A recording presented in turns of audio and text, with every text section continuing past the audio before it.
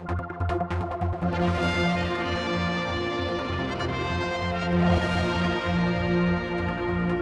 I'm talking with Clare Barber, the Minister for DEFRA. We've done our interviews for your last year and this year, but while we had you here, and this is obviously one of the so many subjects, we could do meat plants, we could do so many things, but let's do the swimming pool down at King William's College, because I'm intrigued, I'm sure a lot of other people are. You have blocked a private enterprise thing from going ahead because the Southern Swimming Pool wanted it to be blocked and they want money for their swimming pool. Am I way off track here? Yeah, so I think okay, that's how it read to me. It simplifies what's actually a formal process.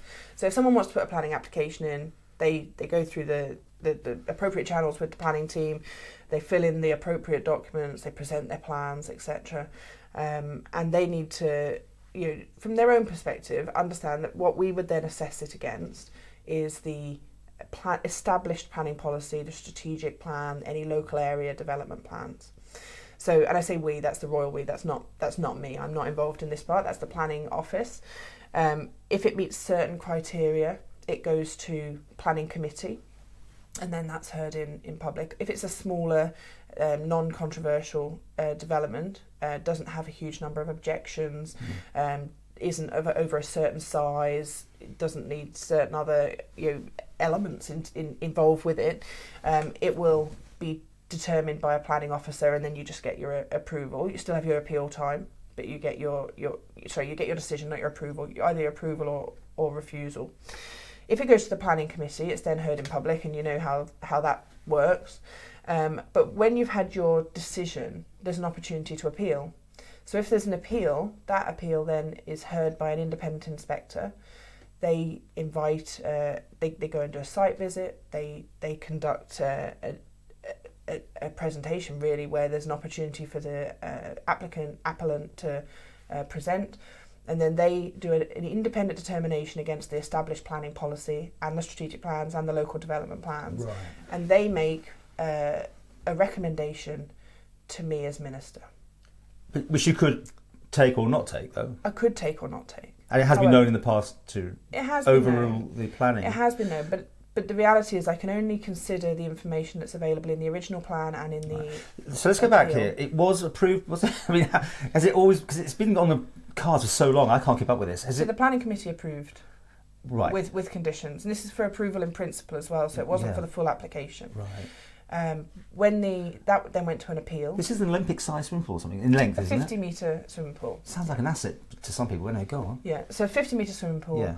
That was approved by the planning committee in principle with some conditions. Yeah. There was an appeal then laid, which... By? So that was by the... Southern Swimming Pool? Yeah. Who have a vested interest because they got swimming pool down the road, right. But who the appellant is doesn't matter, right. Because the only thing the inspector is looking at is a very clear review against the established planning policy. And the planning policy is actually set in Cabinet Office, so that's not in DEFRA.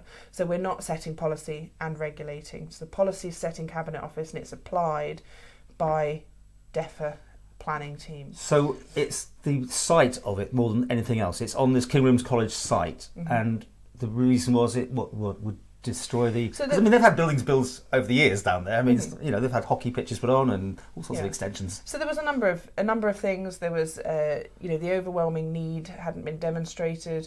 There was elements around its size, its scale, its location.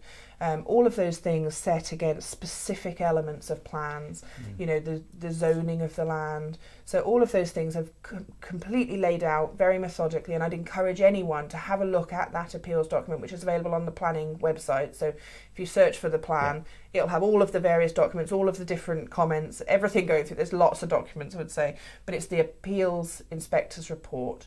And that's a comprehensive document that explains all of the reasons.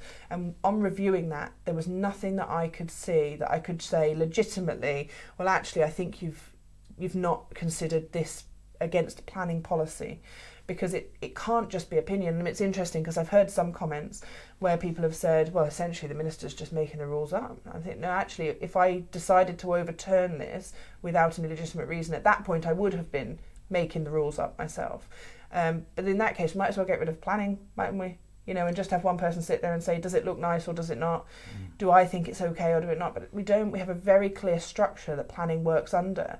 And in all cases, and this would be no different, I would encourage anyone who's had an unsuccessful application to take the report, have a look at the elements that had been challenging within it, and then reapply. Because, again, it sounds like it would be an asset to people in the Isle of Man, certainly competitive swimmers who need a big pool, I'm guessing, because this will be the first Olympic size, right? I mean, yeah. So you can see that it doesn't play necessarily well to the public that, oh my gosh, but the Isle of Man is doing... something's an asset doesn't mean that would necessarily be the right location or the right way to construct it. So I think it could go ahead but somewhere else, you think? Well, I think the point is it would need to comply with the planning policy. And I suppose there's lots of things that I could think of that would probably be an asset. We could build a huge, concert arena, say for example. I mean, we probably don't have the number of people to use it, but say I think something that can really get people thinking, wow, that's brilliant. But I think if we were to whack that in the middle of a field, people would say rightly, well, hang on a minute, it doesn't fit with the plans. The thing is, though, I mean... And I think the point is we need to make sure we're working against policy. And I know that's frustrating for people, but the reality is if we didn't have that, we would have just building everywhere. Yeah, if you look back to the Victorian times, things were built, and which by today's standards wouldn't be, big signs saying electric railways, I don't know, just the big Lido building. I mean, no, that's not a good one, but there are things that are being built quirkily, I suppose, in the Isle of Man. There are, but I think the whole way our planning policy... That wasn't work. That wasn't work, yeah. But I think the whole way our planning policy has been established has been to protect, ultimately, the way the Isle of Man looks for future generations. Right. And if there are fundamental concerns around the way the policy is set, then I would absolutely encourage people to direct those concerns to Cabinet Office. Yeah, I'm just thinking about future generations. We might have swimmers that won't be swimming now because they can't get the training in those sort of pools. And let's be honest, the Southern Swimming Pool need more investment, I think, don't they? There's always talk about needing, is it propping up or more subsidies or whatever, and certainly with the cost of heating going through the roof. And the other thing, I mean, obviously there's a lot of talk around swimming pools at the minute. We know there's the report that has been brought to Council of Ministers.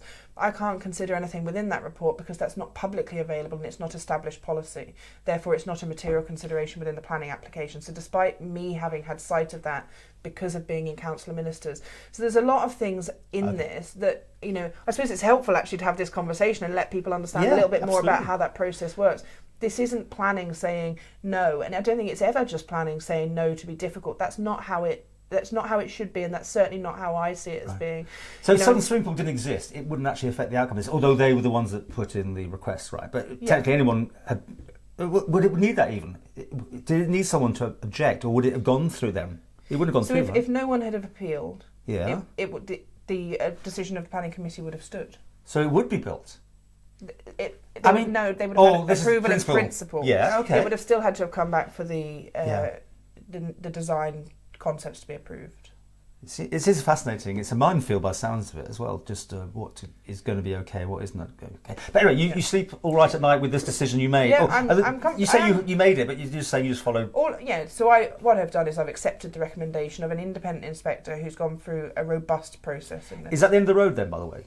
What happens now? Can they appeal the appeal, or is there any way forward for that, or is that now dead? So they could take a petition of dolence. That's the end option. What, go Tynwald Hill, I mean?